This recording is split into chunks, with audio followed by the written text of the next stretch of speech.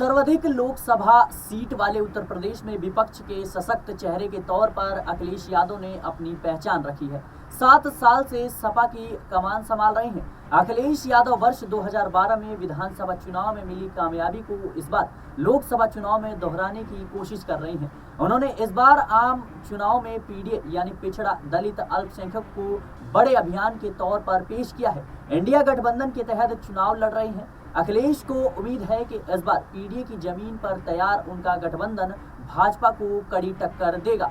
Samajwadi party को चुनावी मोर्चे पर ले जाने के लिए अखिलेश यादव कांग्रेस नेता राहुल गांधी के संग संयुक्त रैलियां करने जा रहे हैं। युवाओं में लोकप्रिय अखिलेश के सामने अगड़ी जातियों और पीडीए के बीच संतुलन बनाने की चुनौती है। इसके लिए वह नरम हिंदुत्व की राह पर चलते हुए पार्टी कार्यालय में शालिग्राम की पूजा करते हुए दिखाई दे रहे हैं। तो यह भी कहते हैं कि परिवार के साथ रामलला के दर्शन करने अयोध्या जाएंगे। अखिलेश लुभावनी चुनावी वादों, जातीय समीकरणों व बूथ मैनेजमेंट के भरोसे बड़ी जीत की कोशिश में लगातार लगे हुए हैं।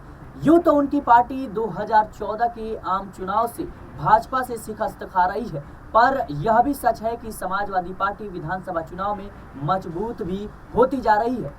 भाजपा की लहर के बावजूद पिछले विधानसभा चुनाव में समाजवादी पार्टी 111 सीटें जीतने में कामयाब रही, जबकि बसपा व कांग्रेस 1 व 2 सीटों पर सिमट गई। इसलिए भाजपा के निशाने पर अब अखिलेश यादव ही रहते हैं। साल 2012 के विधानसभा चुनाव में पहली बार समाजवादी पार्टी को पूर्ण बहुमत मिला और मुलायम सिंह ने मुख्यमंत्री पद पर अपने बेटे को सौंप दिया।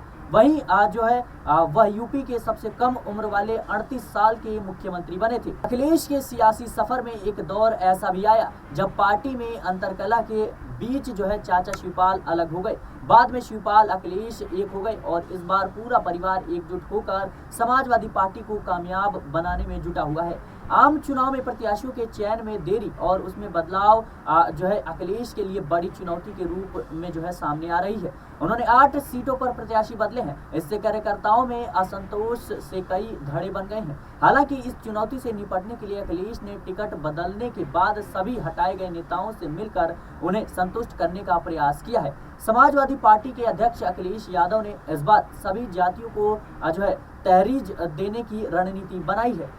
समाजवादी पार्टी के अध्यक्ष अखिलेश यादव ने इस बार सभी जातियों को तरजीह देने की रणनीति बनाई है। पीडीए यानी पिछड़ा दलित और अल्पसंख्यक व अगड़े की नीति पर आगे चलते हुए ऐसे ही प्रत्याशियों का चयन कर रहे हैं। इसके साथ ही राहुल गांधी व प्रियंका गांधी के साथ चुनावी रैलियां भी कर रहे हैं। फिलहाल अखिलेश यादव के सामने ऐसी कई चुनौतियां हैं, क्योंकि असदुद्दीन अवैसी और पल्लवी पटेल भी अलग होकर पीडीएम का नारा दे रहे हैं। ऐसे में देखना होगा कि क्या अब मुस्लिम वोट बैंक समाजवादी पार्टी का वो खिसकता हुआ नजर आएगा, क्योंकि मुस्लिम वोट बैंक समाजवादी पार्टी की जीत में कई अहम भूमिका निभाता है। फिलहाल के लिए इस खबर में इतना ही। देश और दुनिया की तमाम खबरों के लिए बने रहे नेक्स्ट पॉलिटिकल बाइट के साथ।